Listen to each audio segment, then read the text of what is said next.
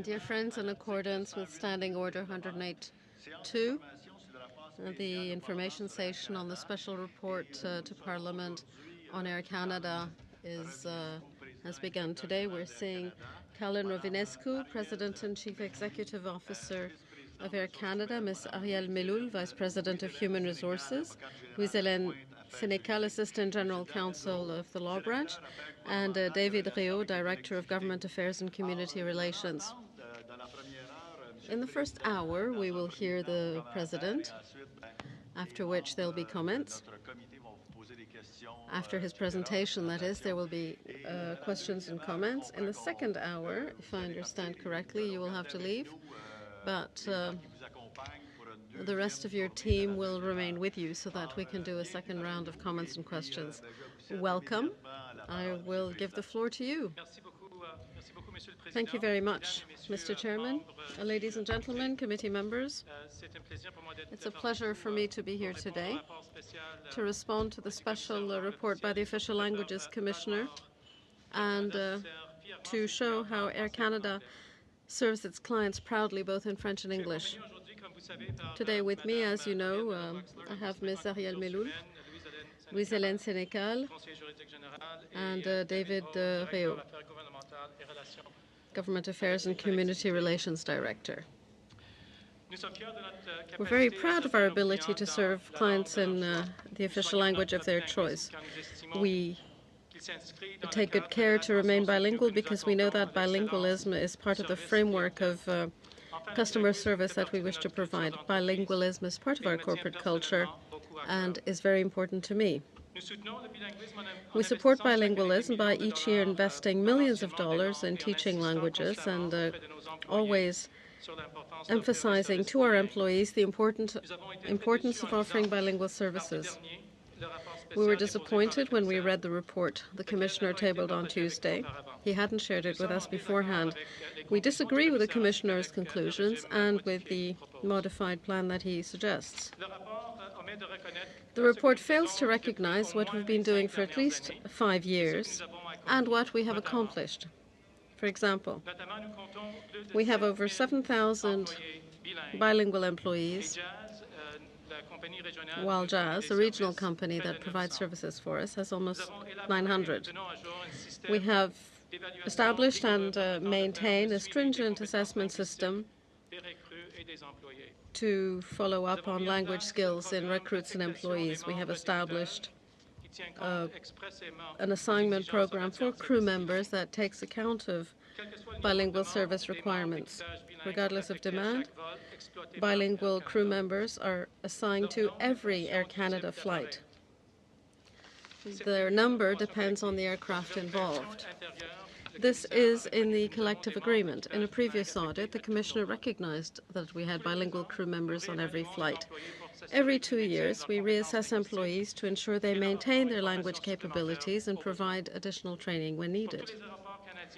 In all Canadian airports, we have created and maintain a network of language ambassadors in airports. Their mandate is to improve bilingual services and to promote best practices.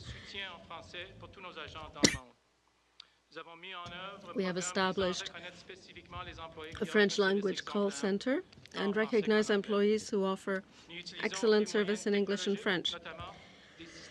We use technology, for example, online purchasing systems, booths in airports, and mobile applications, which make it possible for us to offer uniform services in both official languages. We provide tools to help our employees maintain our bilingual policy. We published a new action plan on official languages in 2015.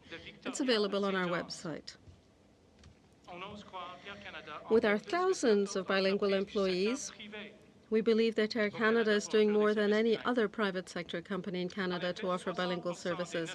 60% of our 9,500 flight attendants and officers in airports in the past 15 years are bilingual. Since January, we've recruited 800 flight attendants, and even though they were hired for Vancouver, Calgary, and Toronto hubs, 500 of them speak French. No bilingual candidate who meets our requirements is turned away, and we attribute our success to the external efforts we've made in Francophone communities, particularly outside Quebec. According to a recent KPMG study, we are leaders in this and offer bilingual services that are better and more numerous than other airlines. The Official Language Commissioner recognized that in his 2012-2013 report. 94% of Air Canada clients surveyed by Ipsos Reid in 2016 said they were satisfied or very satisfied with our ability to provide service in the language of their choice. This is an exceptional survey result. It also represents a 3% increase over the result of the same survey last year. In other words, our customers are extremely satisfied with our bilingual services and recognize that we are continuing to improve, even though it's not yet perfect. These observations are underpinned by statistics, by complaint statistics compiled by the Official Languages Commissioner. In 2015, almost 42 clients took part in 210 client-employee transactions, and only 52 complaints were submitted.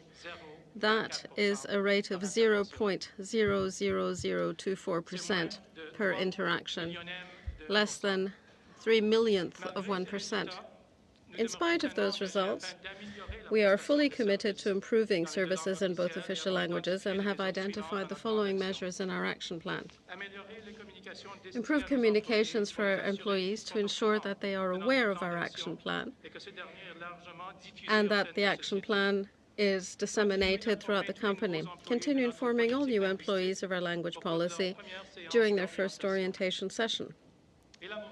Establish a system whereby employees with language skills are recognized and their efforts to serve clients in the official languages of their choice recognized also.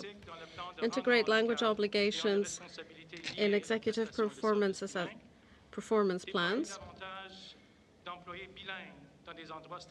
Deploy more bilingual employees in strategic locations at airports. Discuss language issues during joint meetings with unions. Increase the use of our language skill signs and encourage our employees to wear an I am learning French pin in French. Communicate the following procedure to follow to employees and give them details on what to do. Work with organizations in official language minority communities to make it easier to hire bilingual candidates. Establish audit procedures helping us to monitor our performance in the provision of service in both official languages. I have been at the head of Air Canada since April 1st, 2009. The Commissioner's statistics show that when it comes to complaints, our performance in those 5 years has improved by over 30%. The absolute number of complaints has remained the same, but Air Canada is carrying over 10 million passengers more than in 2009. This observation runs counter to the Commissioner's report, and we shouldn't confuse anecdotes and facts. It's historically interesting to talk about 45 years, but nonetheless, we should be looking at recent years in which the facts show that we followed recommendations in previous reports and achieved real and stable progress. Even though we would like to believe that a day will come when there will not be a single complaint, we all know that's not realistic, particularly in the airline industry. There's simply too many factors outside our control, such as weather, safety and security issues, and daily network realities, labor conflicts, and the difficulty of finding bilingual candidates. With regard to the Commissioner's statement that Air Canada has a chronic problem of failing to comply with its language obligations, that statement was rejected by the Federal Court and by the Supreme Court of Canada. The Commissioner says that too little progress has been achieved. but contradicts himself, because in his 2012-2013 report said that Air Canada had improved since 2008, and our performance is superior to that of airport administrations. If you feel I'm somewhat frustrated by the situation, that's because I am. We are, as a corporation, determined, and not only on paper, to provide our clients with bilingual services. We do so, achieving a 94% satisfaction rate with a complaint rate of 0.000024%.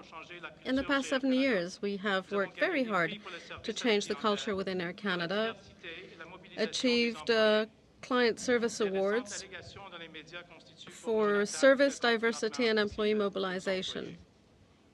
I'd like to now refer to the proposal which was attached to the Commissioner's special report, which we believe would not only improve the legislative regime in place, but would also expand the linguistic rights for all Canadian passengers. That is our proposal. If bilingualism is indeed a core Canadian value, it should not be determined by the airline Canadians decide to fly, but instead be provided equally on all Canadian airlines.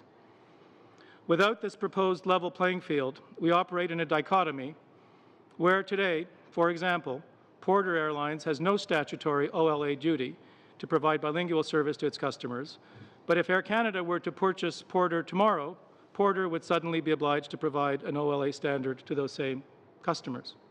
What policy reason could possibly justify that? Indeed, the recent report issued by the Emerson panel on the Canada Transportation Act recommended that the obligations of all airlines be clarified with respect to official languages. The Commissioner refers to a similar recommendation made by the Senate Standing Committee on Official Languages in 2012. This is logical, as having all airlines subject to the same obligation would help determine what the appropriate standard should indeed be for our industry. It's important to mention here that Air Canada's share of the domestic market is now at around 50%, leaving nearly half of Canadian domestic passengers without an OLA standard of bilingualism. Air Canada is not an agent of the Crown, nor a monopoly, as it was during the Trans-Canada Airline days.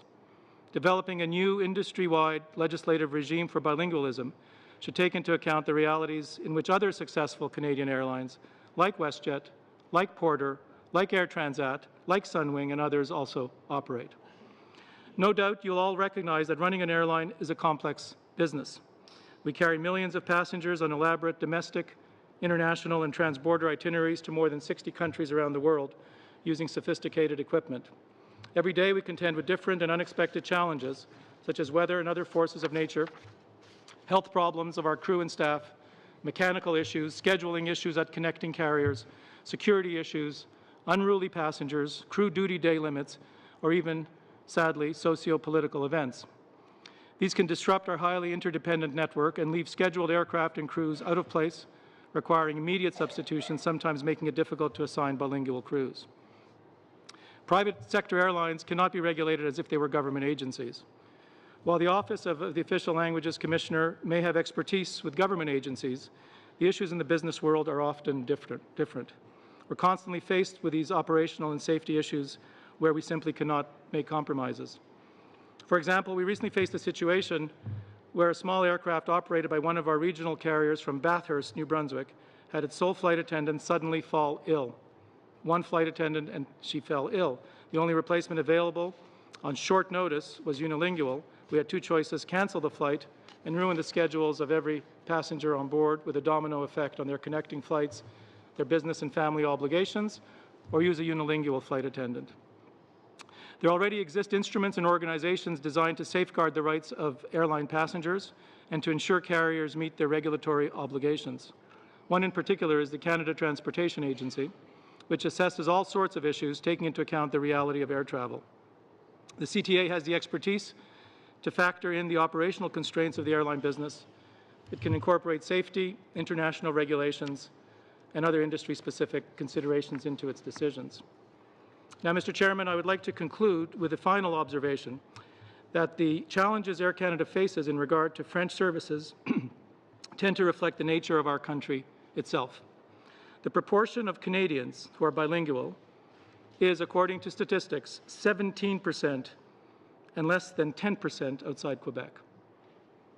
By comparison, close to 50% of our frontline employees are bilingual. Any entity seeking to recruit bilingual employees encounters the same issues we do. The pool of qualified candidates becomes limited. Government statistics are showing that the percentage of bilingual citizens, moreover, is decreasing overall. There's a better way to promote the rights of Francophone air travelers and to support the industry in delivering French services. More training resources should be allocated to create a larger pool of available bilingual candidates. Governments at all levels should invest more in programs to promote bilingualism, particularly in non-French-speaking regions of the country. This is what we think government can do, and indeed is its responsibility. En revanche, Air Canada s'engage.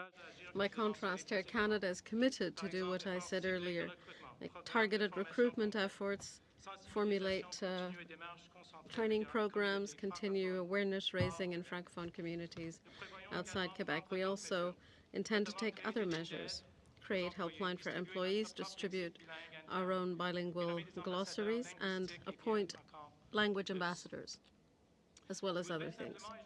I wanted to add that these measures aren't targeted solely of discharging our obligations pursuant to the Official Languages Act. We're taking those measures because, as a Canadian carrier, serving Canadians for over 80 years now, the biculturalism on which this country is founded is part of our DNA. Air Canada and its 28,000 employees take their responsibilities very seriously. The recent report was very discouraging for many bilingual employees who are proud of serving our clients in both official languages. Those include many employees who are immigrants to Canada and who are proud of their efforts to learn both official languages. They felt insulted, seeing that their extraordinary and sincere efforts were unjustly ignored. As the Commissioner said last week here, we do have a number of misunderstandings, but there's one thing we do agree on. Things must evolve. I therefore suggest the establishment of a working group on the status of bilingualism in the air industry, made up of stakeholders from the air industry, including Air Canada, other Canadian airlines, airport authorities, CATSA, the Canadian Air Transportation Safety Administration, the new Commissioner, the Canadian Transportation Board, and representatives of Transport Canada. We are proud of being the private sector company and Canada's airline which is most bilingual, and we're proud of our ability to serve our clients well, regardless of the official language they wish to use. We will continue to do that, and we're ready to do more, continue to be a leader in providing services in both official languages in the Canadian Air Transport Network. Thank you, Mr. Chairman and members. We'll be happy to answer your questions. Thank you, Mr. President. Mr. Rovinescu, you've gone a few minutes over the 10 minutes, but I will give 50 minutes for questions and comments so that we have the time we had scheduled.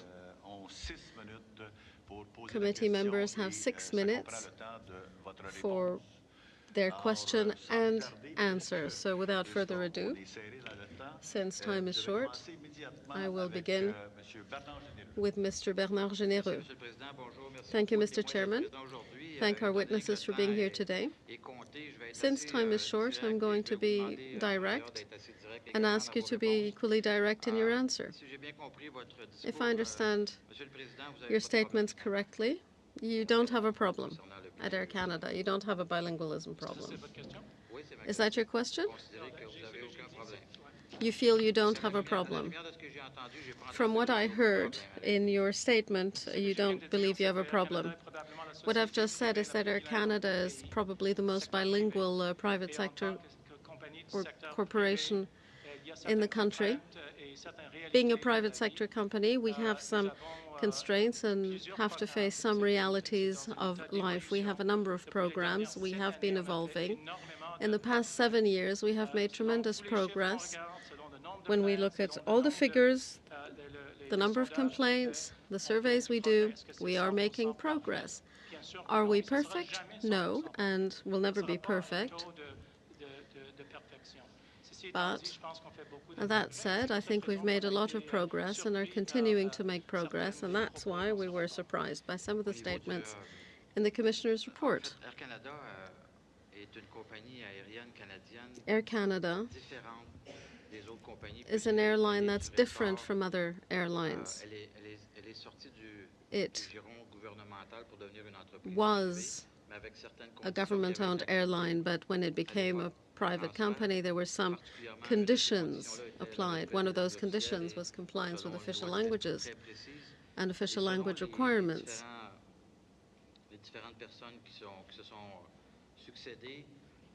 According to those who have succeeded one another at the head of the company over the past 40 years, a great many things have been said, a great many complaints regarding your relationship with this legislation, which you are obliged to comply. Do you see a difference between yourself and the rest of the airline industry, or do you think you should all be on the same level? That's a very important question, Mr. Généreux. For almost 30 years, Air Canada has not been a government-owned airline. It was privatized over 30 years ago. So if we look at the way in which the world has changed in those years, Air Canada began as a Crown corporation, then it was TransCanada Airlines with a monopoly. More changes came in, was privatized in '88, and now we are where we are, and there are all great many other airlines operating. When we look at the difficulty of changing legislation, one begins to wonder whether the things that apply to us shouldn't also apply to other companies. Many other Canadians aren't subject to the same legislation. And were we to buy Porter Airlines, for example, they would suddenly be subject to the Official Languages Act, and there would be no good policy reason for that. There should be a standard across the airline industry, which would be different from the standard for Crown corporations. But I'm coming back to my initial question. In spite of those past 30 years, Canada is a bilingual country. That's not evolutionary in that Canada is a bilingual country. That's not a notion which is changing. Air Canada was created with the notion that it should continue to provide that kind of bilingual service. You spoke about pride, and you are indeed a proud Canadian brand. I looked at your financial reports. You're doing very, very well. And I think we should all be proud as Canadians to see an industry and a company that's doing as well as yours. So I congratulate you for that. But when, for example, you say that it takes millions to ensure compliance with the Official Languages Act, is that something you're ashamed of? No, not at all. That's a reality. We're proud of it. But the standard that applies to private sector companies should be well defined. And in my opinion, the same standards should apply to all airlines. There are challenges too. 50% of our employees deal with customers in both languages, but we know full well that 50% of the Canadian population isn't bilingual. So bilingual recruitment is an increasing challenge. You said you have 28,000 employees, and 7,000 are bilingual? That's not 50%. I have a little more time, I believe. These issues are very basic. What you're saying and what I understand from what I'm hearing and from what I've read, the kind of pride you're talking about, being a national carrier. You are private, but you operate under very specific legislation. There's a disconnect between that and the notion of being bilingual. You say you've improved, yes, but there is still quite a way to go. Thank you. I do agree. And something that I tried to explain today is that we have to make a distinction between the anecdotes and the facts, reality and the progress we've made. What we've tried to do is come up with a tangible measurement of how things have changed over the past 7 years. Of course, we have some way to go. Mr. René Arsenault. Good afternoon, Mr. Rovinescu. We don't have a great deal of time, so I'm going to put my questions quite bluntly. I had a discussion with Mr. Thibaudot, who sends his greetings. He sent me a great many documents. He's referred me to the many cases. I was absolutely floored when I read all that. And I'd like to hear you say what your response is. Mr. Thibaudot and his wife have gone to court many times. He's given me permission to quote him here in public. A number of times you've gone to court against Mr. Thibaudot. You've been ordered to pay damages for failing, not you, of course, Air Canada, for failing to comply with your language obligations. And you've had to pay the court costs. Is that correct? I have no idea. I haven't been in the court myself. So you have no idea that Canada has been sued and had to pay damages and court costs?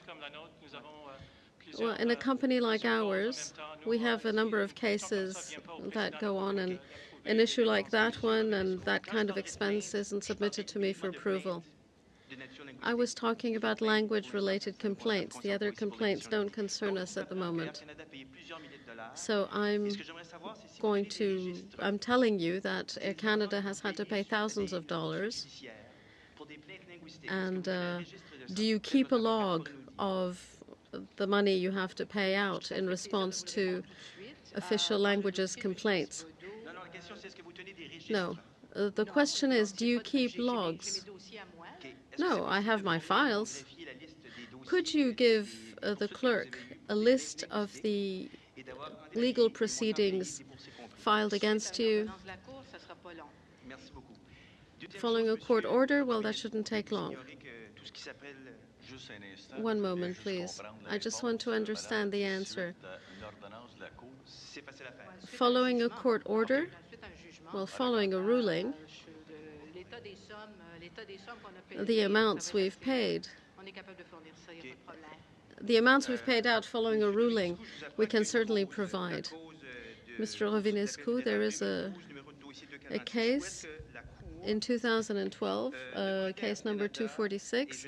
The court asked Air Canada, and I quote, within 6 months of the ruling, to undertake procedures and a satisfactory monitoring system to quickly identify, document, and quantify possible violations to its language obligations. Violations of its language obligations, I should say. Have you followed up on this?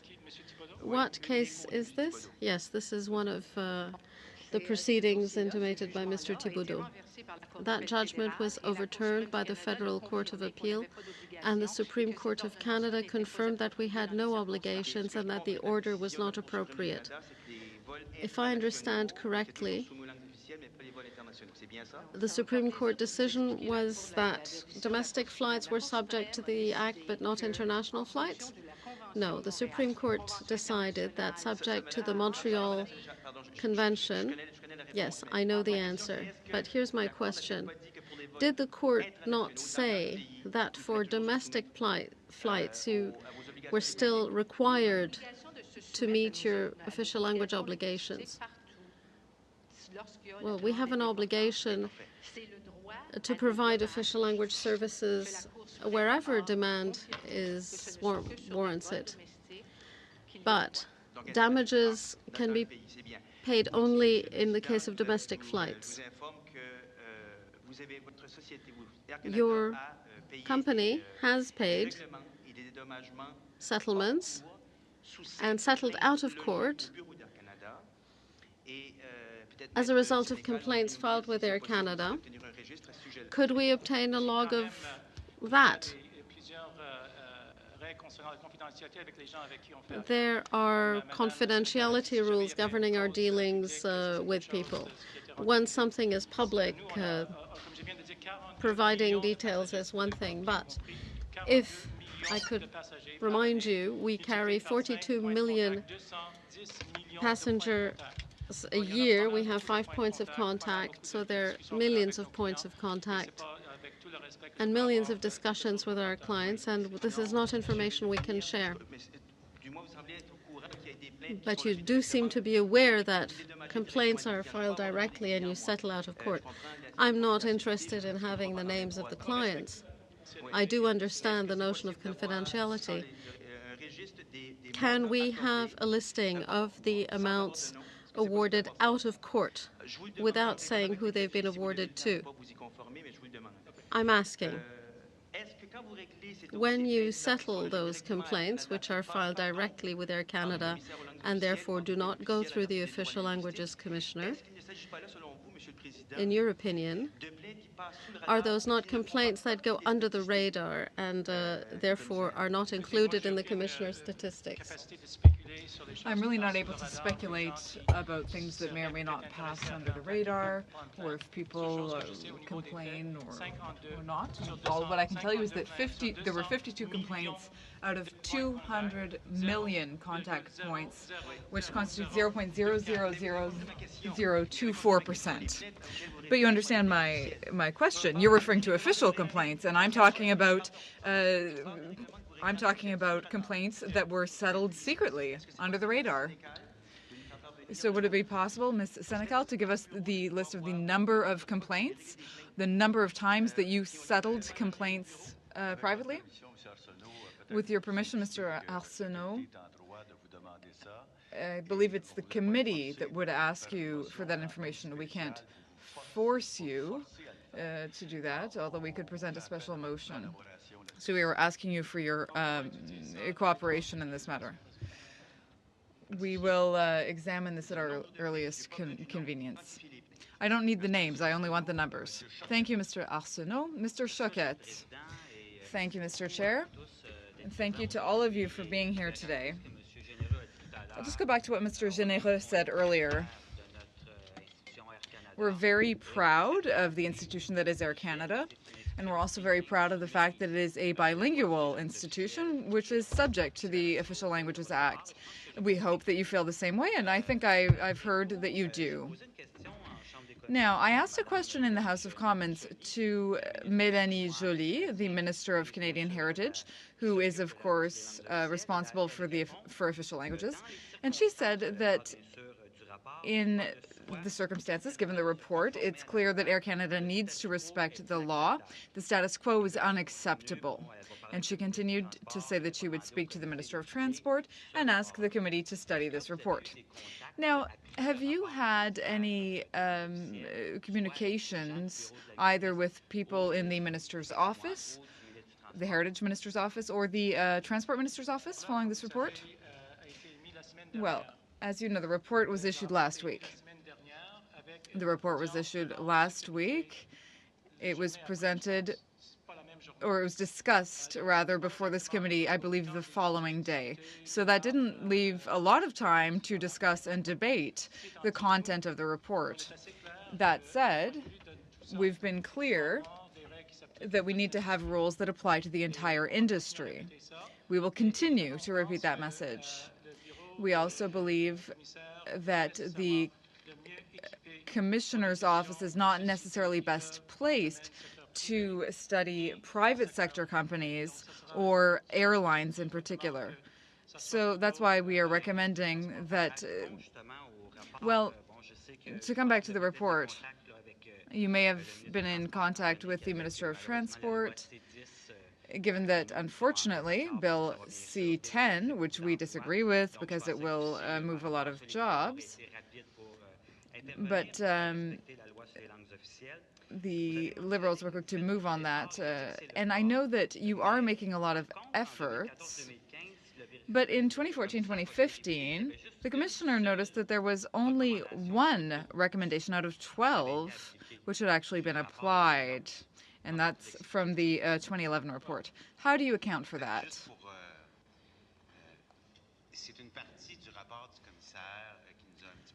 Well, this part of the Commissioner's report surprised us somewhat in the way it was worded. even in a previous report of the Commissioner, he said that more of the recommendations had been actually 10 of the recommendations had been implemented, but only one had been fully implemented. So we can't really say that. Many of the 12 recommendations were applied. Now, since then, we've had discussions with the Commissioner to talk about the extent to which they were applied, the extent to which he was satisfied with that, but it's not fair to say that there was only one recommendation that was implemented. Several of them were. For us, that satisfies us. But now you may go further. Yes, now we have a plan of action.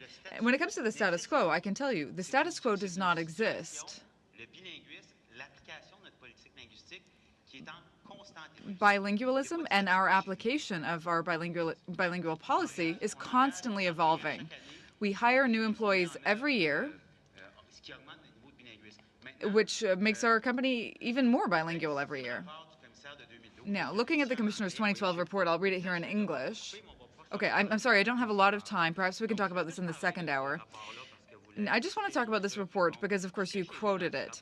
What I read in this report, among other things, is that you're now going to start talking with official language minority community groups. I think that's a very good idea. And in fact, since 2009, the Association of Francophone and Acadian Communities said that more power should be given to the Commissioner. That was a recommendation that was made in 2009. Now, you're going to be consulting with these groups, and do you agree with this position that more power should be given to the Commissioner of Official Languages? And of course, perhaps you should all be working together, because what concerns me is that you seem to be working against the Commissioner, and the Commissioner is working against you. You're not implementing his recommendations, and so he's fighting back. And this is, it perhaps would be better for everyone if we could reach an agreement. Well, as I said, this is an industry where we really need more tools than the ones that the Commissioner has, more tools in terms of expertise. It's a very complicated industry. I don't want to compare it to government agencies, but I can tell you that it's quite a complex industry. So I'm sorry, I don't want to cut you off, but because I'm almost out of time, just would you agree with the idea? Well, we're talking about the Canadian Air Transport Agency, other airlines, airports, that entire community, that entire aviation community is affected. Now, if we all work together, of course, that's something that we would welcome.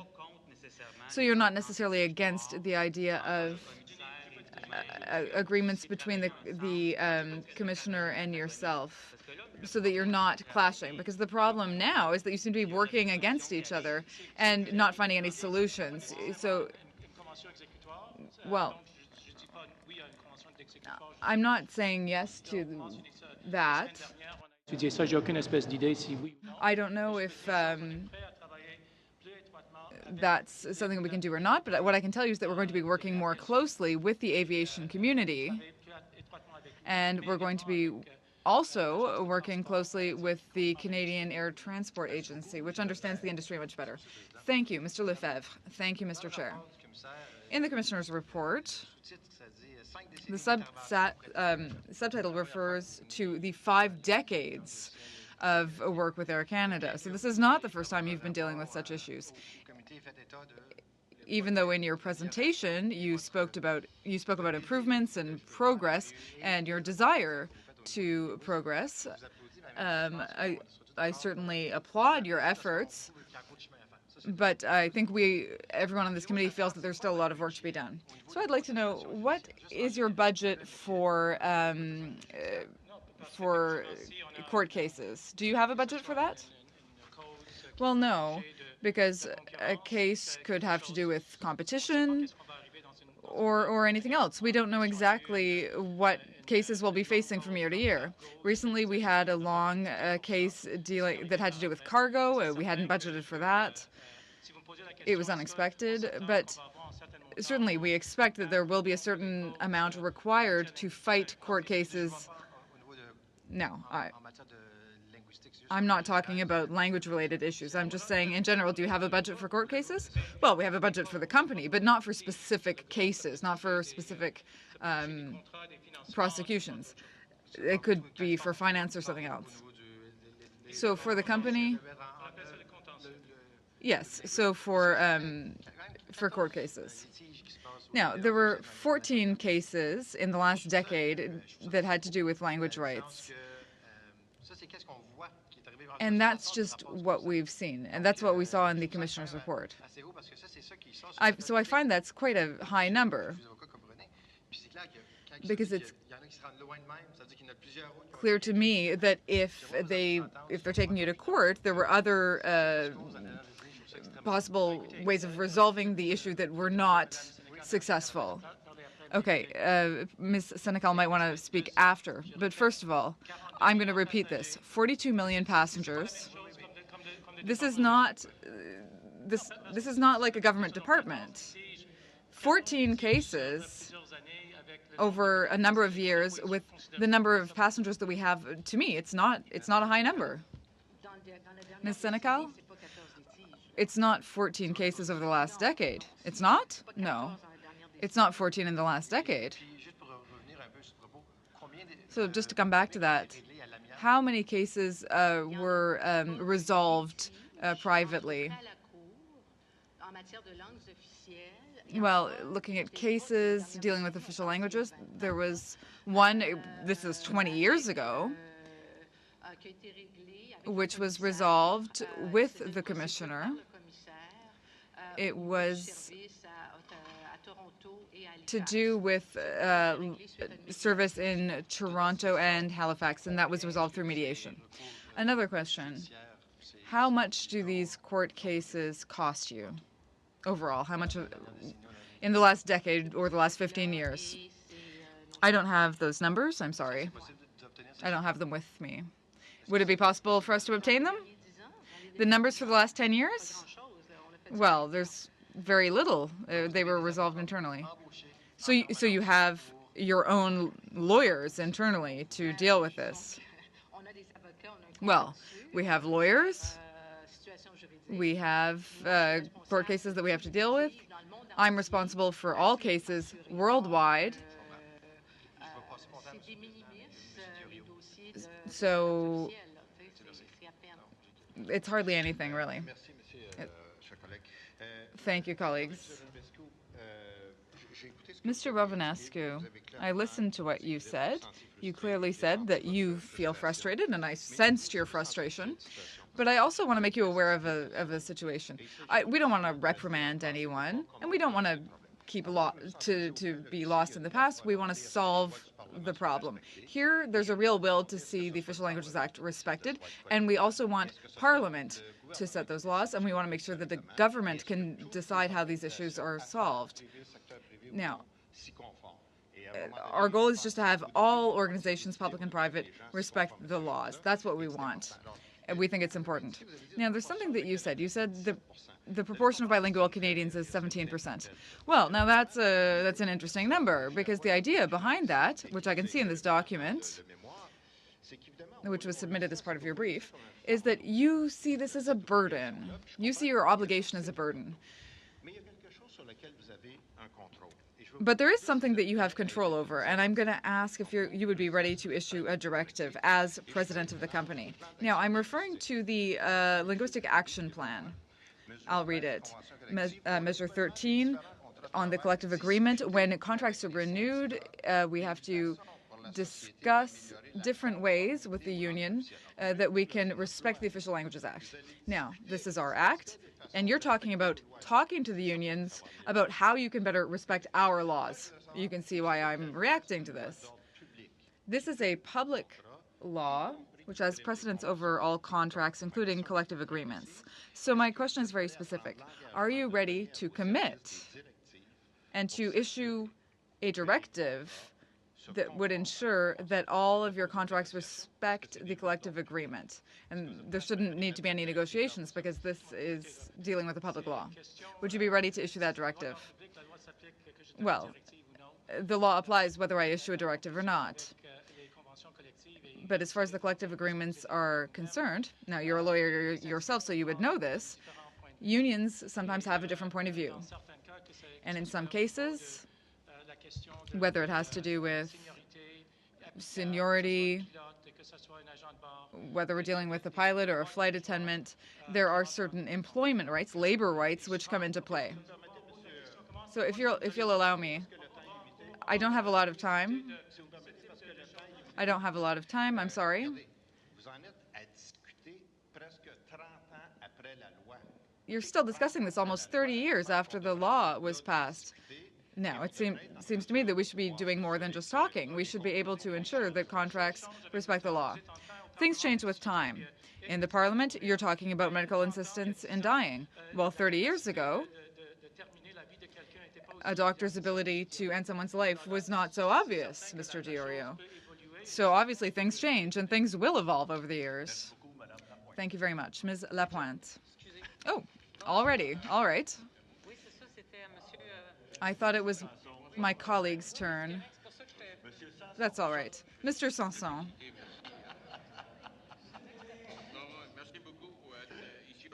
Thank you very much for being here today. I appreciate that we're discussing this important issue because, as my colleagues have said, it's not a question of will, it's a question of something that needs to be done and responsibility. You've talked about complaints and your 0.00024%. I'd like to come back to that argument because, first of all, you said that there was a 6% dissatisfaction rate. So that's actually 2.5 million passengers, 2.5 million Canadians who are dissatisfied with the service. I'm guessing that 80% of those are francophones or Acadians. So out of that 2.5 million, well, we can say that 1/3 of francophone Canadians are dissatisfied with Air Canada service. I'm sure that all political parties around this table would like to have a success rate of 94% in the elections. So when we're talking about satisfaction rates of 94%, that doesn't mean that all of the other people are complaining. Do I feel that the poll question is just, do you think that Air Canada is delivering the merchandise? Doesn't necessarily mean that the other people are dissatisfied. For us, 94% is good. As I said, we'd love to have 100%. We will continue to work towards that, but we think that we are making progress. That's even 3% better than last year. Well, I appreciate that. My concern is just that 2.5 million represents a third of francophones, which is huge for us. So it's an important issue. My second question, what are you doing to promote language rights? Do you have a system in place that would inform customers that they have the right to be served in the official language of their choice? And furthermore, do you have a system in place that would encourage people to ask questions or to bring forward their complaints? I'll let Ms. Meloul answer. Okay.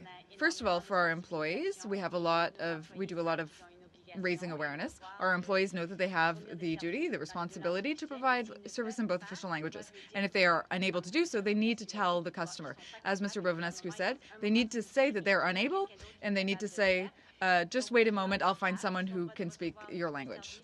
So customers know that they can receive service in both official languages, and our employees are well equipped to provide that service. So there should be a form perhaps that says if you have a complaint, you can fill it out, or perhaps if you have comments, you can fill out this form. Yes, absolutely. And that's part of our customer satisfaction polls. Now, we're talking about complaints. We talked a little bit about numbers. But do you have an internal system that would track customer complaints about official languages? But do you have a number of internal complaints? And then, Louise-Hélène, do you want to answer that? Okay, concerning internal complaints, as far as I know, all linguistic-related complaints actually have to do with the official languages commissioner. Well, I would say that 10% is a lot, because there are a lot of people who might complain, but who don't submit an official complaint, who don't want to deal with the legal costs. So I imagine that internally you have 10 times as many complaints. Well, surprisingly, no. But I can see if there are any statistics on that issue, and I'll check if I have those. Thanks, I appreciate it. To follow up on what my colleague said about collective agreements, as was said earlier, the Official Languages Act has precedence over collective agreements. So you said that you're improving. Are there specific steps that you're going to take in the near future that would allow Air Canada to ensure that the Official Languages Act will have precedence and not the collective agreement? We indicated that in the we have an action plan and we will be following it. But do you have specific steps? I believe they're laid out in the action plan. There are already provisions in collective agreements that ensure that the Official Languages Act will be respected. What we're trying to do now is to improve things. Okay, but the Commissioner's report says that Air Canada is using the fact that collective agreements limit the ability to respect the law as an excuse. He's saying that it's an excuse, but it's not an excuse. It's as simple as that.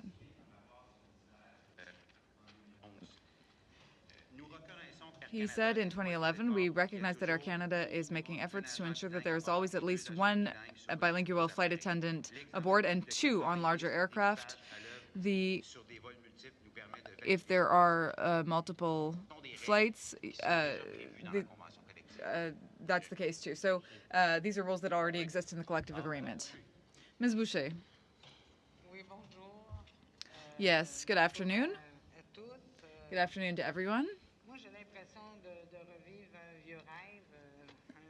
I feel a little bit like I'm watching an old film. I was here from 2006 to 2011, and now I'm back in 2016, and we're still having the same discussion that we were having before. I've read all sorts of reports about Air Canada,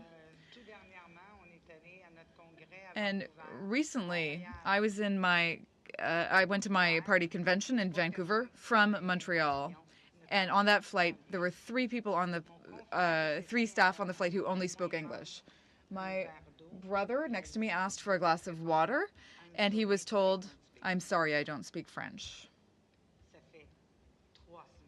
That was 3 weeks ago. It's unthinkable in 2016 that even someone who's not bilingual, wouldn't understand such a simple question.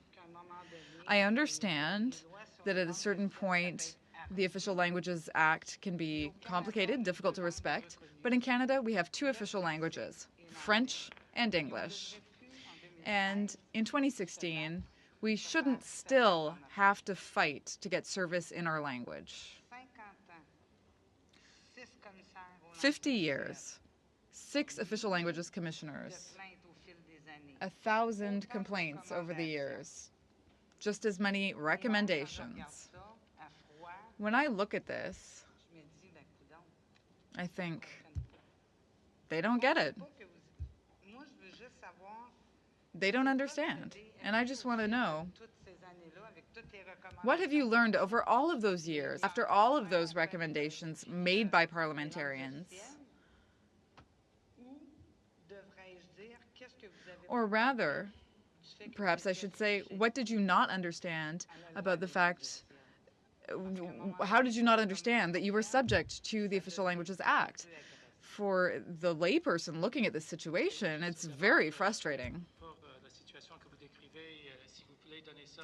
Well, as per the situation that you described, perhaps you can give that information to our staff. It's possible that that situation happened. I certainly can't speak to it specifically. But if it was the case, Ms. Melul can check. But as I said, perhaps somebody was sick that day. Perhaps they weren't able to find someone at the last minute. I don't know what the situation was. But I'm just going to read from the report, the Commissioner's 2013 report. He says Air Canada has significantly improved its performance since 2008. In 2012, the carrier provided an active offer 100% of the time in 5 airports and achieved almost perfect results. It also received excellent results concerning the provision of services in the minority official language. And it goes on. So listen, I'm not saying that things are perfect. The situation that you described on the flight to Vancouver is really an exception, and it shouldn't happen. But like anything else, what happened is that somebody did something they shouldn't have done. Our commitment is strong, but we need to have standards for the industry that are acceptable, that everyone can understand, so everyone knows what to expect. So do we expect everything to be perfect all the time? No. And that's what we're trying to put forward today. We're suggesting that there be a process to improve bilingualism in the industry.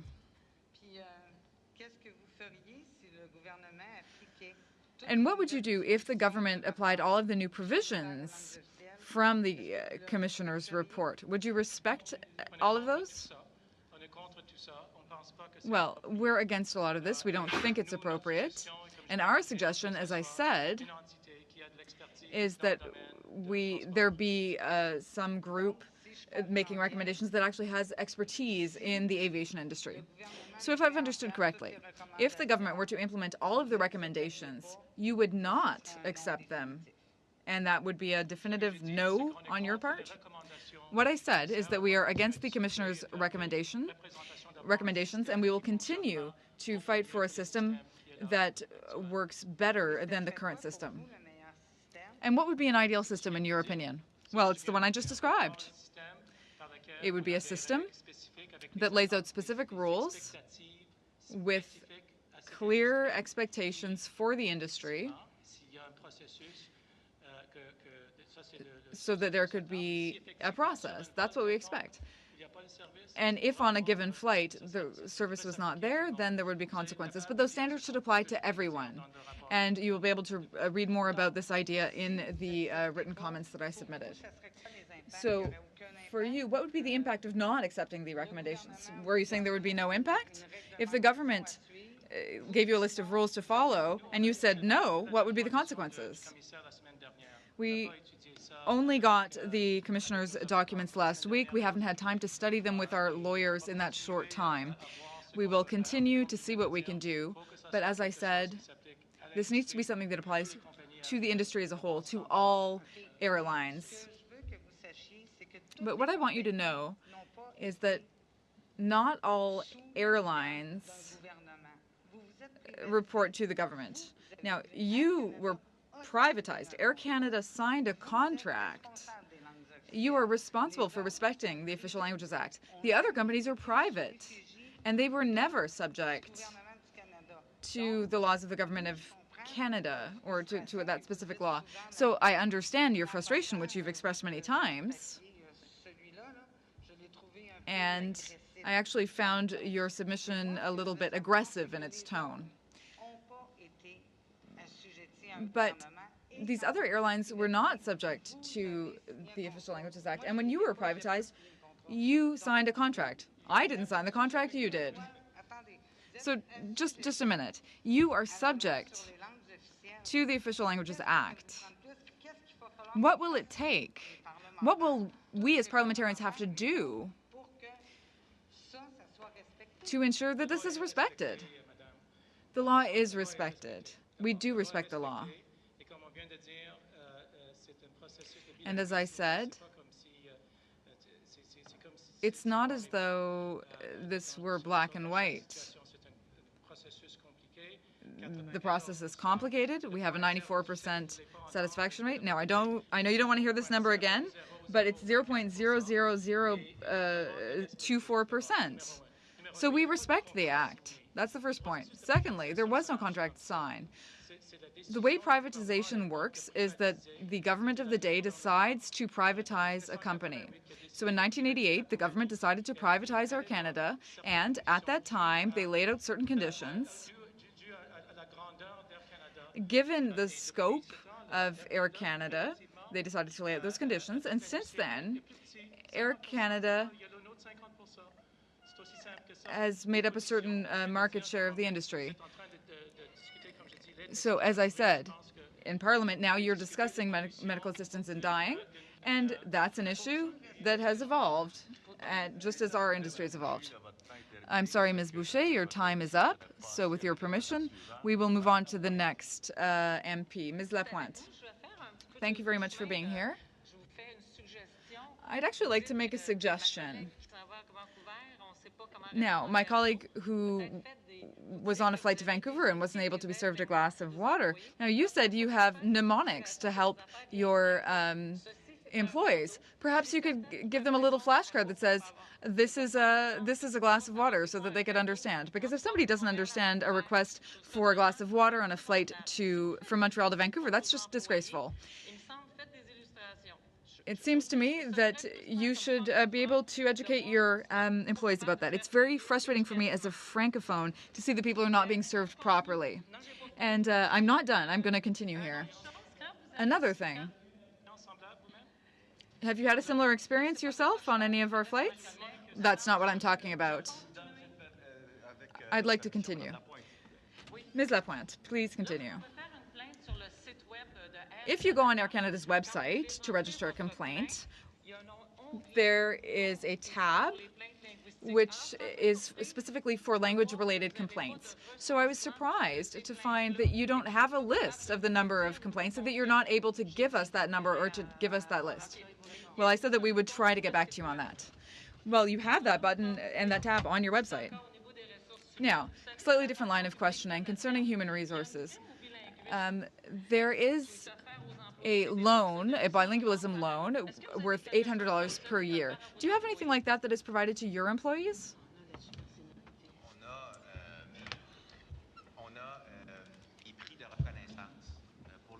We have recognition awards for employees to recognize their ability to provide service in both official languages. This year, we've established a new program to improve recognition. A comment on what you said earlier. You're asking for all Canadian airlines to be subject to the same rules you are. A little earlier, you said you had difficulty finding bilingual employees, so I don't know where we're going with that. But if you want that requirement to be extended to everyone, the problem will get worse. Would you like to add some details? What I was saying is that in Canada, according to the figures that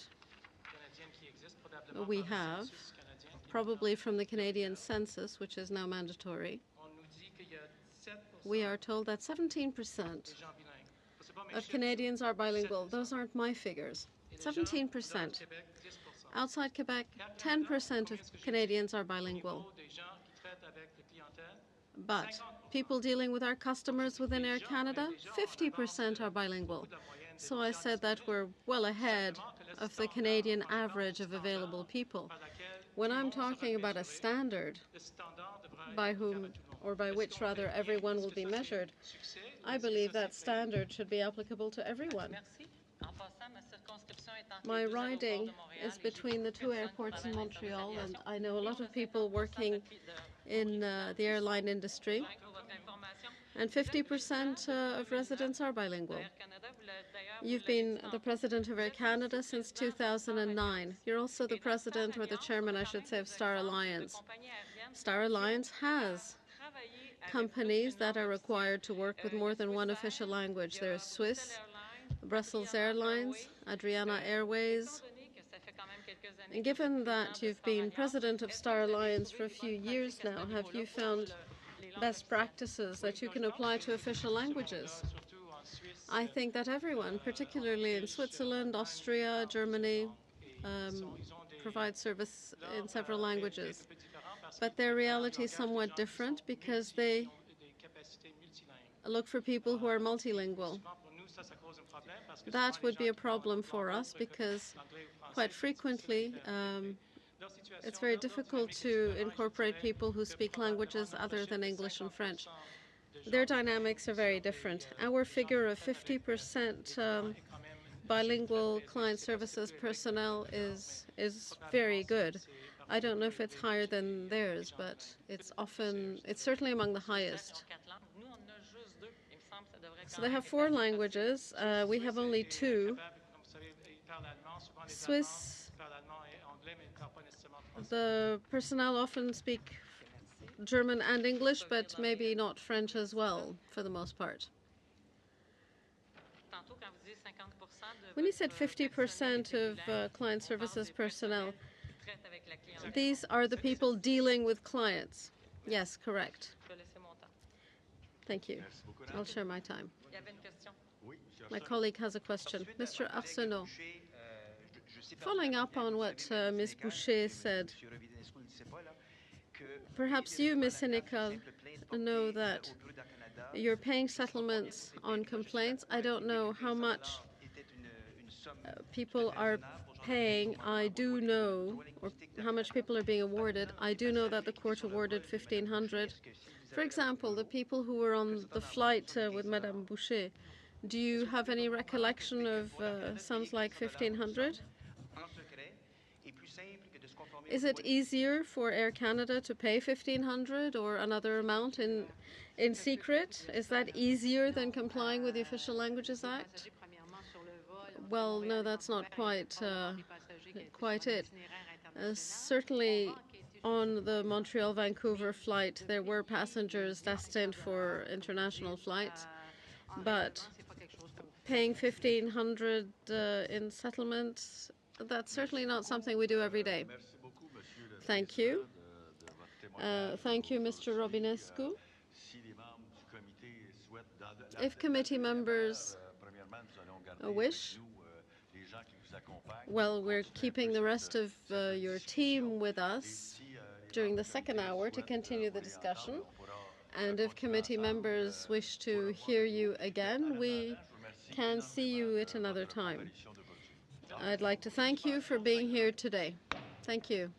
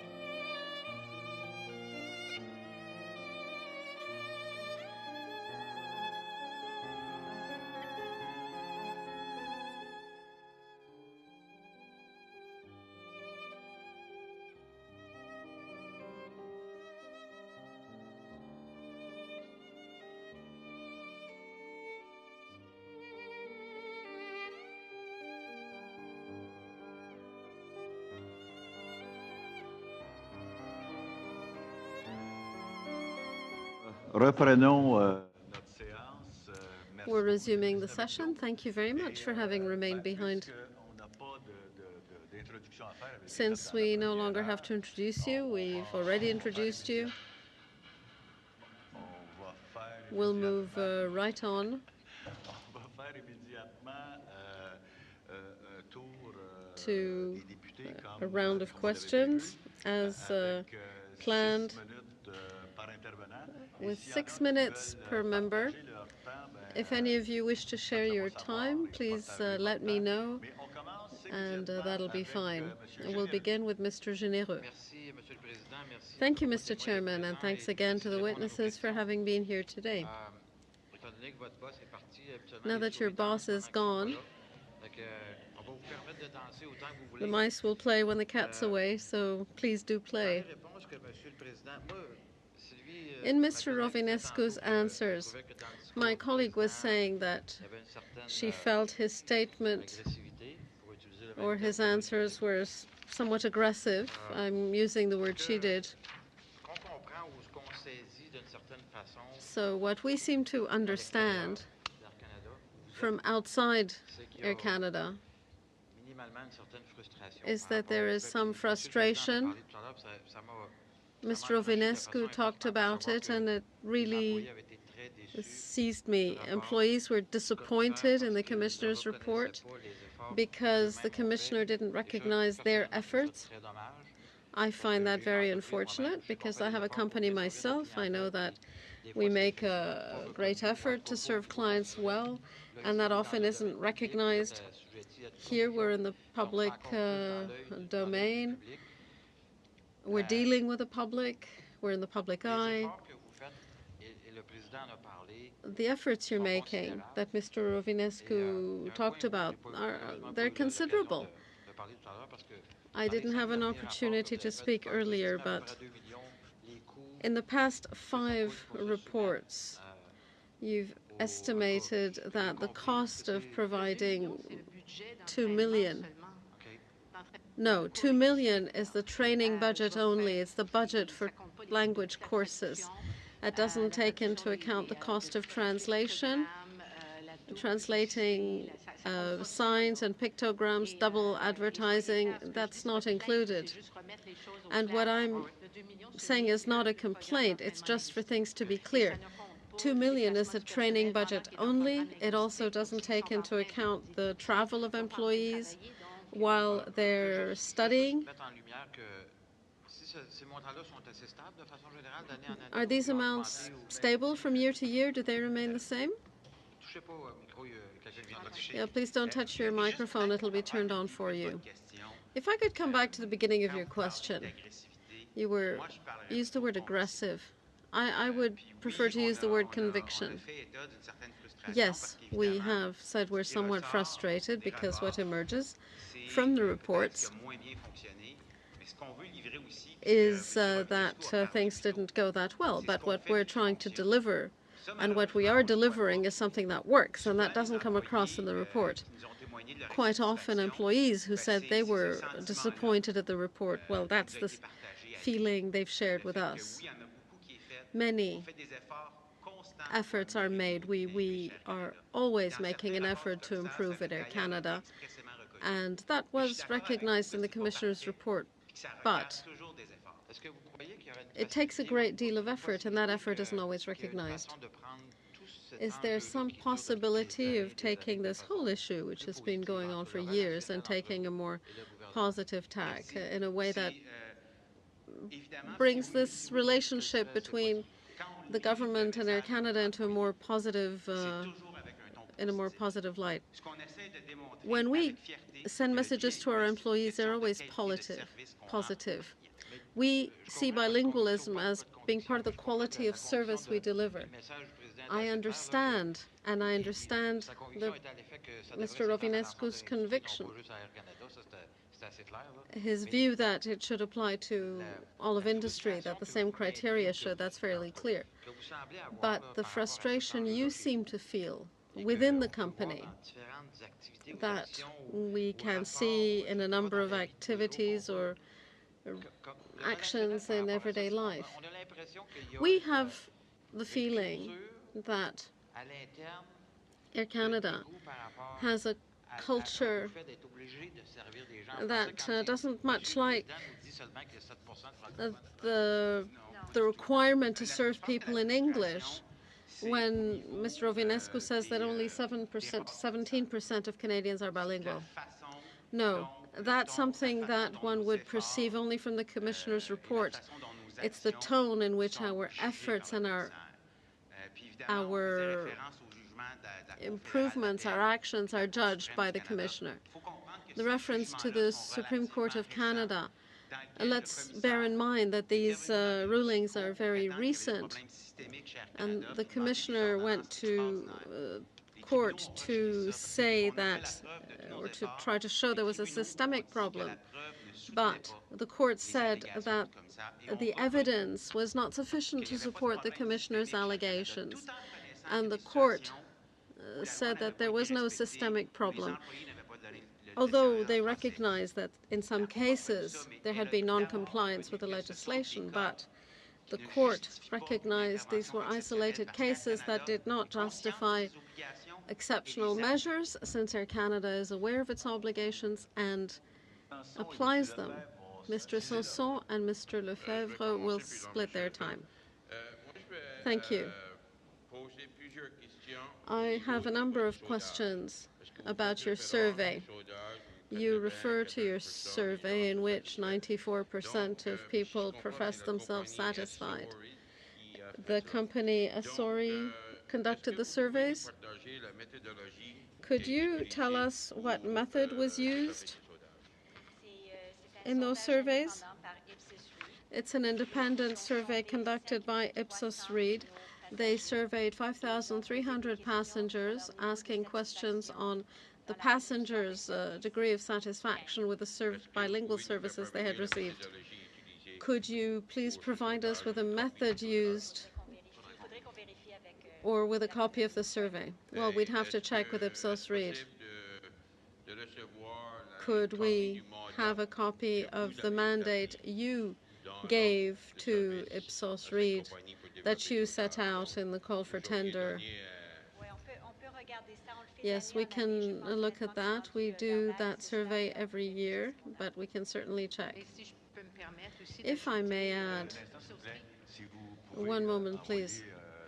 Could you please send the information requested to the clerk so that he can distribute it to the whole committee? Ipsos Reid is a very professional survey organizations, so they don't accept mandates that have the result already preordained, as it were, with an outside and recognized company that adds to the neutrality of the thing. I don't doubt it. But if we could see the survey, we might have some suggestions to make for the future. Could we also see the correspondence between you and between yourself and the company after the survey? There must have been some correspondence after the survey was completed. We'll see what we have. We will see whether there was any correspondence after the survey was completed. And would you please send it to the clerk? Yes. Like Mr. Généreux, we feel that Air Canada sees bilingualism as an advantage, but Mr. Rovinescu wants a level playing field. And that should be a disadvantage in a sense for him, because he would no longer have the advantage that he says bilingualism is. We want to do better. You say you don't agree with the Commissioner's report. You're making all possible efforts to improve, and you're continuing in the same direction. We're seeing your frustration with the report, and that frustrates us in a way. Let's talk about Air Canada Jazz. I want to talk about them a little bit. I know that in 2010, Maître Sénécal, you appeared before the committee, and we had a conversation on Jazz, which had become part of a private sector company, but was somewhat separate from Air Canada. We talked about the collective agreement. People can use the language of work of their choice, but that's Air Canada under Part 5 of the Official Languages Act. My question is this. In Jazz, can Jazz employees, do Jazz employees enjoy the same rights? Those aren't rights, really. Those are obligations. Our relationship with Jazz is not a controlling one. It's a contractual relationship. And in our contract with them, we ask Jazz to provide services in the official language of the passenger's choice when appropriate. What Jazz does to deliver is up to Jazz to manage. We ask for that, and we check that they deliver. You are required, you being Jazz, to provide services. The language of work, that's not something they've ever had. They've never had within Jazz the right to work in the language of their choice. But in Air Canada, yes, they have it, because that's part of the obligations that we have. But Jazz, the requirement under Part 10 is for Air Canada to require that subsidiaries comply with official languages requirements. But Jazz is no longer a subsidiary. Our business model has changed, so subject to Section 24 of the Act, the federal institution concerned, that's Air Canada, is obliged to ensure that the companies who work with them provide the services. So regardless of whether it's a subsidiary or a separate company, Air Canada's responsibility remains the same. If I might add something, in the past 15 years, Jazz has increased at Air Canada's request its percentage of bilingual flight attendants from 26 to 80%. So almost 80% of Jazz flight attendants are bilingual. Thank you, Mr. Lefebvre. We'll go to Mr. Choquette. Thank you very much. Among other things, you said that you found the Commissioner's report unfortunate, but it's really the reports of successive commissioners that have revealed problems. There have been 5 bills to strengthen, I apologize, to strengthen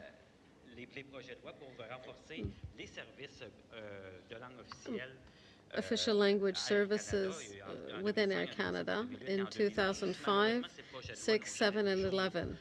Unfortunately, those bills were never passed, lack of political will. The commissioners said that there must be legislation, and I would put forward the motion I've already moved, which will be debated and voted on later, but that the Official Languages Committee prioritize and undertake an urgent study on Air Canada and its application of official languages and be completed by October 31st, 2016. Consider your motion moved. Thank you, Mr. Chairman. So,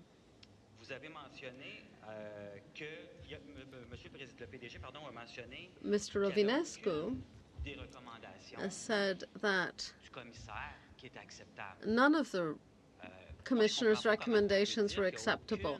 I don't understand how one could say that none of the recommendations were acceptable, especially since options were provided, A, B, C. And this isn't to slap you on the wrist. The idea is for us all to work together to ensure compliance with official language requirements. Then you said, and I will end on this, my preamble's a bit long, in these remarks, said that official languages groups in linguistic minority communities would be consulted. And the Federation of Francophones says that the commissioner will be consulted. So that doesn't make sense. On one hand, you don't accept the recommendations, and on the other hand, you wish to consult. When we say we don't agree with the commissioner's entire report, I can say that there are some things with which we do agree. For example, in 2008 and then in 2012, when the commissioner compared Air Canada, Airport Administration, CATSA, he established a comparison within the industry, and both times Air Canada showed a higher level of compliance with official languages requirements than the rest of the industry. You can look at those reports. It's clearly shown in the tables. So the Commissioner did recognize some of our efforts. Secondly, when you say that the Commissioner's recommendations from his latest report were not intended to wrap the knuckles of Air Canada, well, there are fines, and that's really what that's about. Now, I might let Ms. Senecal talk about this a little bit more, but our approach is really to say we need to look at the industry as a whole in order to be able to talk about passenger rights. But the Commissioner is not doing that. He said in his report that the goal was to standardize passengers' linguistic rights, and he certainly has a favorable view of doing that. There is, and the Senate Committee on Official Languages made the same recommendation. So these recommendations are not simply coming from Air Canada, they're also coming from other places. What I wanted to say was that in the Commissioner's last report, the 5 recommendations that we are against are coercive measures against Air Canada only. But if we actually look at the facts, Mr. Choquette, if we look at past reports, it is not true that Air Canada is the worst offender. Canada Post was certainly worse in some years. The airport authorities are worse than Air Canada in terms of the number of complaints. You know, if you look at the statistics, the Commissioner looked at the departments individually, but if you look at all departments, all government departments as a whole, they're far worse than Air Canada. But he was trying to impose coercive measures against Air Canada only, and we don't agree with that. Well, on that point, Ms. Senecal, I would say that one of the measures asked for is something that I put forward many times, and that was to have standardized standards for not only Air Canada, but for all organizations that don't respect the Official Languages Act. So it's not true what you've said about the fact that this is coercive against Air Canada. Problems that Air Canada were noticed, and one of the possible solutions was to have set standards that would apply to all organizations or departments that don't meet the requirements of the Official Languages Act. Do I have more time? Well, Mr. Choquette, the Commissioner's report deals with recommendations that affect Air Canada only. So he's proposing changes to the Air Canada Public Participation Act. Okay. Next person on the list is Ms. Lapointe. Thank you. So, hello once again. According to the Commissioner, certain complainants mentioned the negative attitude of Air Canada staff when they were asked to be served in French. Why do you think some employees react negatively when people ask to be served in French, while you appear to be full of goodwill today? And yet I get the impression that it's difficult to get served in French. So is this a question of corporate culture, or what? Now, I listened to the Commissioner's appearance before the committee. There was this talk about contempt that was expressed in certain situations.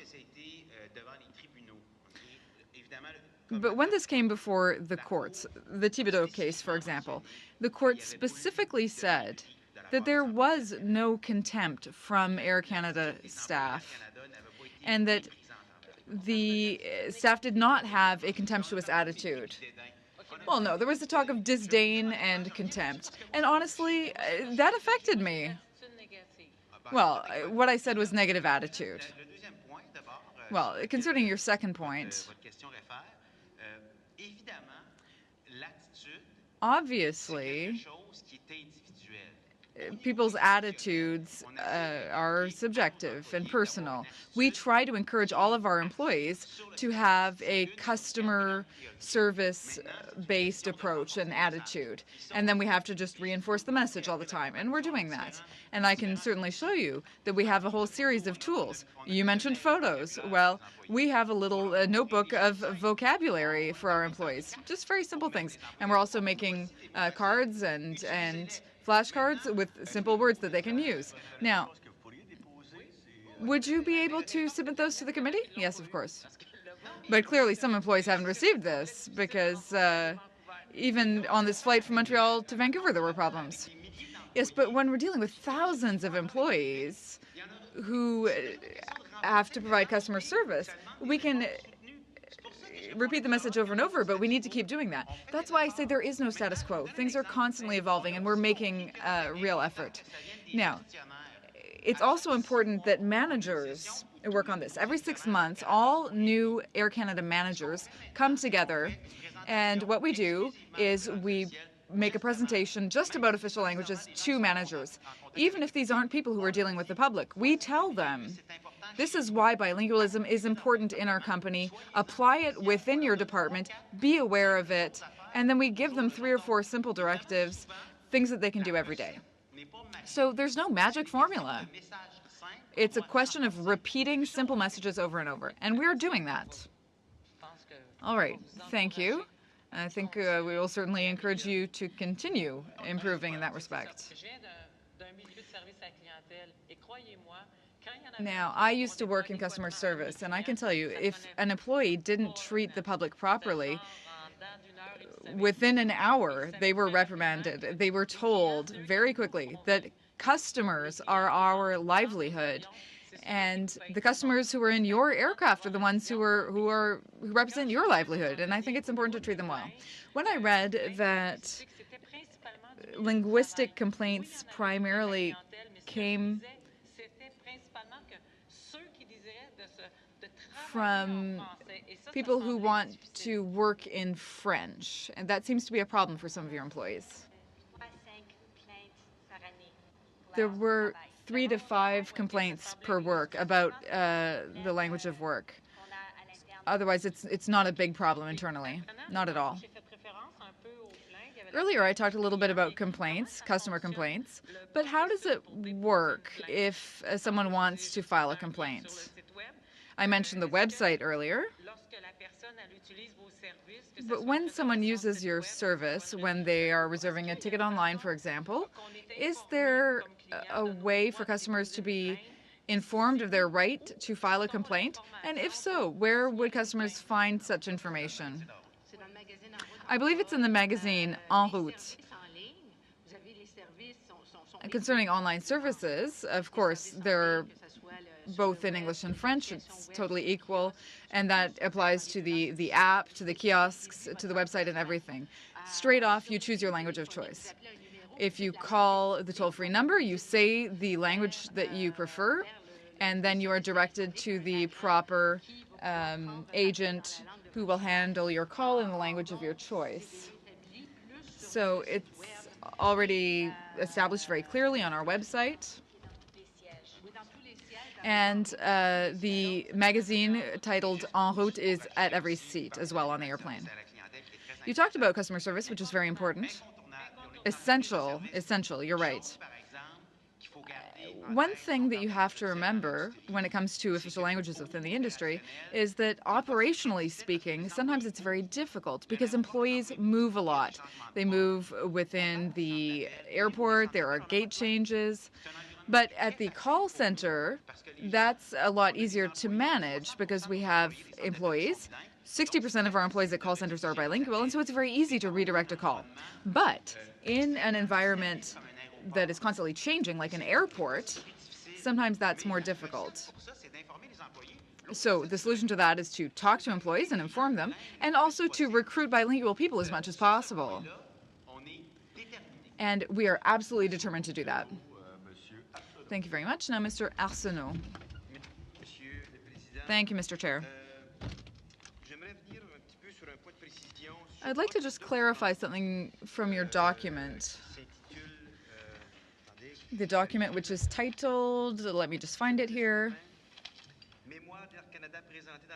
Air Canada's brief presented as part of the air transport review. It's from 2015.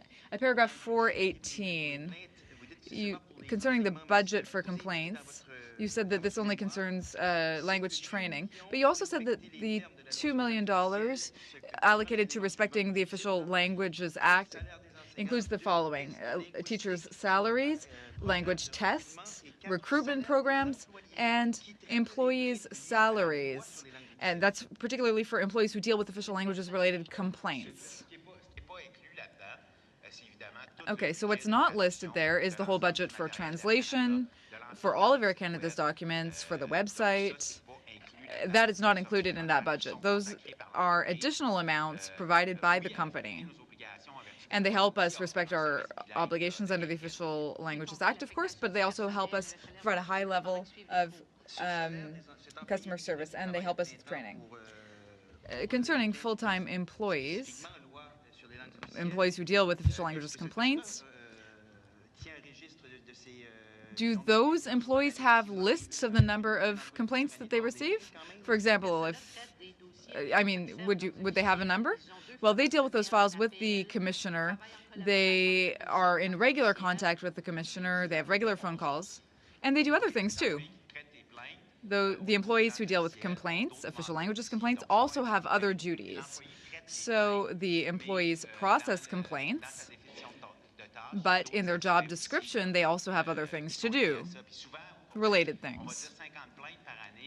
So if there are 50 complaints per year, there may be a lot of correspondence involved, there may be investigations involved, and often we only know about the complaint months after it's filed, which is problematic.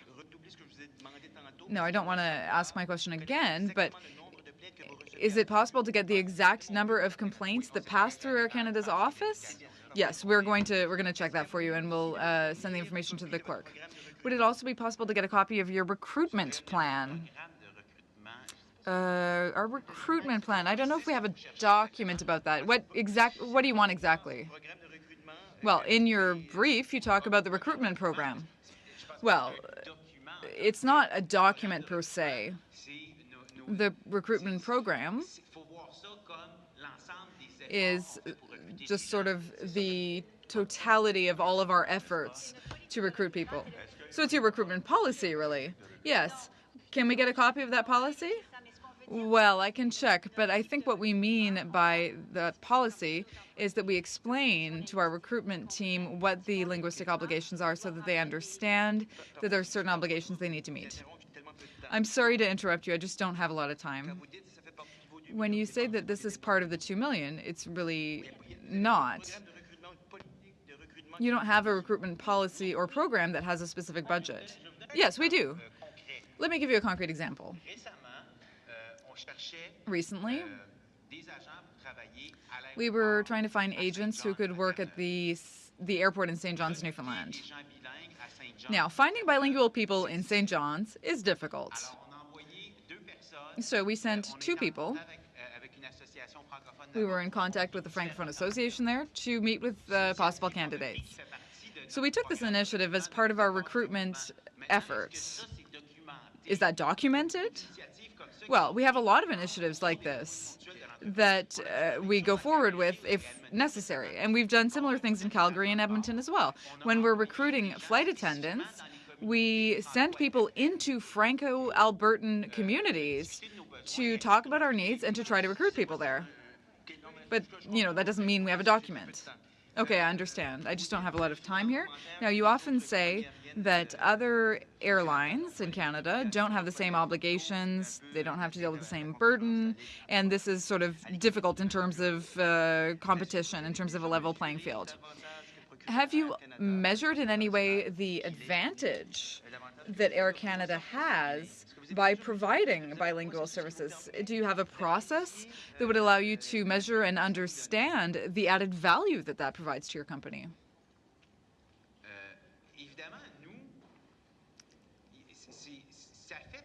Well, the fact that we provide service in both languages, that's just part of our service. We're very proud of that. Now, do we evaluate or measure it? No, not precisely.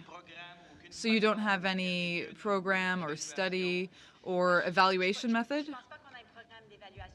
I don't think we have an evaluation program, but when we explain this to our employees, we explain it in a very positive way, and we explain that this is part of our customer service and that gives us a competitive advantage.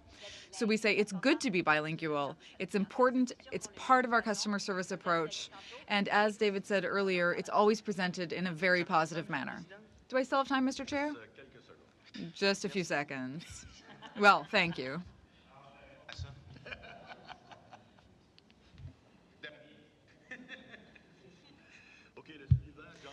Okay, next, Mr. Nater. So first, I just want to say, I do recognize that there are significant efforts that have been made by Air Canada to encourage bilingualism and to provide bilingual services. I use Air Canada from London, Ontario to Ottawa, and I've been quite impressed with bilingual service despite not having a large Francophone population in Southern Ontario. So I do appreciate that. My concerns rest, though, with the defensive nature that Air Canada seems to have when it comes to Air Canada, to official bilingualism, as though it's a burden, and that's been mentioned time and time again, that this is somehow a burden that's not, placed upon other airlines. And I just want to go back to something Mr. Généreux said at the beginning. Is there not an acceptance that Air Canada is different than every other airline? Is there not an acceptance of that simple fact that because of the unique nature of Air Canada, it does have this extra requirement? Well, just first, on your comment regarding the defensive nature of Air Canada with respect to official languages, I would just say that, in some instance where we are actually sued before courts, we have to defend ourselves. That's the nature of the juridic system in which we live. And if we look at the complaints, and we raised the Thibaudeau matter before, actually the court awards certain damages, but the lawsuit was for $500,000, and the commissioner asked for a structural remedy against Air Canada. So we were put in a situation whereas we had to defend ourselves. So that's the first thing I really want to clarify for the record. The other thing that I would mention, and when we say regarding the what's our view regarding the fact that we should have a level playing field and other carriers should also be looked at, the fact of the matter is that Air Canada is closely looked at by the Commissioner of Official Language, whereas, the same passenger in another airline has simply no linguistic right. So in a context where we have 50% of the domestic market share, what we are seeing is, you can look at seeking perfection from us, but you also should be looking at, what we do with the remaining passengers. Okay, I accept that fact, and I mean, I can go to WestJet, I can go to, Porter Airlines, and I have bilingual websites right here. So I do recognize that they are not subject to the Official Languages Act, but they do nonetheless, as a good corporate citizen, a good business decision, provide services in both official languages. But the fact remains is that Air Canada is different. They are subject to the Air Canada Public Participation Act. They are different. As a former Crown corporation, as an institution that has been privatized, they are subject to requirements of that act. Therefore, they must respect the act. So the question I have goes to the report from the Official Languages Committee. He's made a number of recommendations in terms of how he would like to see measures taken to enforce the act. The President has said earlier that he does not agree with this. He would rather see some kind of committee of all the other airlines or aerospace industry or aviation industry create the rules. But again, I go back to the fact the other airlines are not subject to the Official Languages Act, rightly or wrongly. That's another conversation to be had. Air Canada is. So of these recommendations that the Official Languages Commissioner has made, are you willing to undertake or consider any of these recommendations in terms of enforcement mechanisms? Just to come back on the finding of the Commissioner, one thing with which we know we disagree is that those recommendations are directed against Air Canada. Some specifically are, because, we are portrayed as, one of the worst offender regarding official languages. Well, one of the issue we have is, according to the previous audit and report conducted by the Commissioner, when we compare ourselves with other entities in the industry that are also subject to the Official Language Act, such as airport authorities, such as the CATSA, such as, that's it, airport and CATSA, we always rank first. We always rank first. Our level of compliance, as audited by the Commissioner, is better than the other institutions that are subject to the Act as well. So our position is basically saying, these specific recommendations against Air Canada are not justified in light of the fact that we are not the worst offender in terms of delivery of both official languages in the transportation industry. Oui, moi je vais avoir juste une phrase. Yes, I just have one little sentence, one little question, and it's something that's annoying me. I'll tell you that straight off. It annoys me to see that you're always defensive. It annoys me to see that you take this tone with us when we as parliamentarians are trying to do our job. We've seen report after report, year after year. And even if it's just one or two or three people who are dissatisfied, well, that's three people too many. And you're always defensive when you talk to us. What we're trying to do here is to ensure that the Official Languages Act is respected, because we are francophones, and because there are people who come from official language minority communities, and because sometimes these people are told on things that are unreasonable in 2016 when they take the plane. So what I want to know is, why are you so defensive when you talk about official languages? Well, the first thing is, I think that we wanted to demonstrate in our presentation today is that we have made efforts, and we have a lot of things that we want to do in the coming years. So in that way, we want to have a constructive tone. We want to say that we are aware of our obligations and we communicate them to our employees. But if you communicate so aggressively, I understand why they wouldn't want to speak French, because your tone is aggressive, sir. No one here has attacked you. We're just trying to understand. We're just trying to do our best. Well, if my tone has been aggressive, I apologize for that. That wasn't my intention.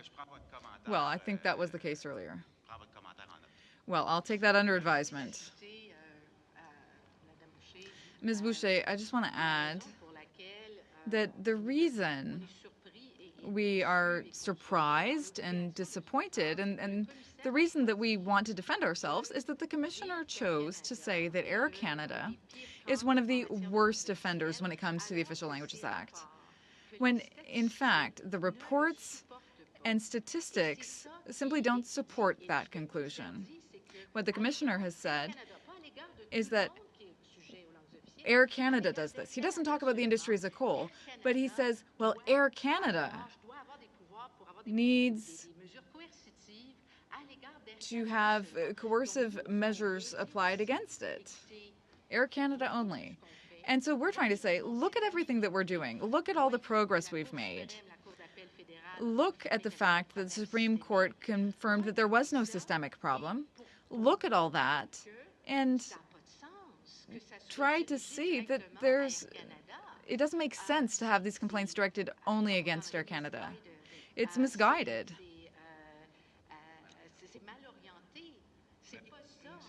That shouldn't be the goal.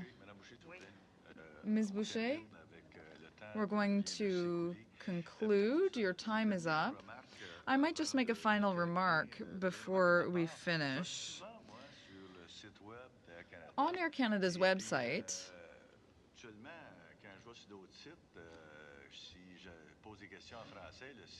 well, you know, on other websites, sometimes the website comes up in French automatically, and I don't know if this is my computer or your server, but I often find that on the Air Canada website, the English version pops up unexpectedly. And Toronto often shows up as the default city. Now, I don't know if that's a problem with my computer or if it's a problem with your server. Well, I don't know if you share your computer with anyone else, but probably if you made a reservation from Toronto previously, then what happened is that your navigator or the cache is bringing up old information. But in any case, well, maybe I need to get my computer fixed. I would just say that when you go on the website, well, so are you saying that when you go on the website, it's always in English, systematically? Yes. Well, I can tell you when I go on the website, which I do frequently, it's always in French, because that's just the way my computer is configured. Well, I was just mentioning that in passing. But I would also like to thank you for being here today, and I'd like to thank you for having answered our questions. We need to adjourn. Parliament needs to adjourn, I should say, in the coming days. And I'm sure that we will be discussing whether it might be possible to see you once again. If so, we will be contacting you again in September or October in case the MPs have additional questions or comments for you. So I just wanted to let you know in advance that we would be happy to have you again, and we hope that you will be ready to come back. In the meantime, thank you once again. We're just going to suspend for 2 or 3 minutes, and we are going to move in camera. So all of those who are not MPs or staff will have to leave the room, and then we will reconvene for just 5 minutes because I have some motions to deal with. Mr. Choquette, I just wanted to ask the chair and the committee. We generally have working meetings, or we used to have working meetings, rather, that weren't in camera. And sometimes we would use those meetings to deal with private matters together. So we have 2 very good motions today, one from the Conservatives, one from the NDP. And I'm sure the Liberals will also have very good motions to present. I know Mr. Sanson had presented a motion earlier, and we didn't discuss that in camera. So I don't really see the motive for going in camera to discuss these motions. Well, I've had a request to move in camera. I would like to have a vote, a recorded vote concerning the decision to move in camera. All right, who is in favor of moving in camera? A recorded vote, please. Who is in favor of moving in camera? All those in favor? Against? Mr. Chair, I ask for a recorded vote, please.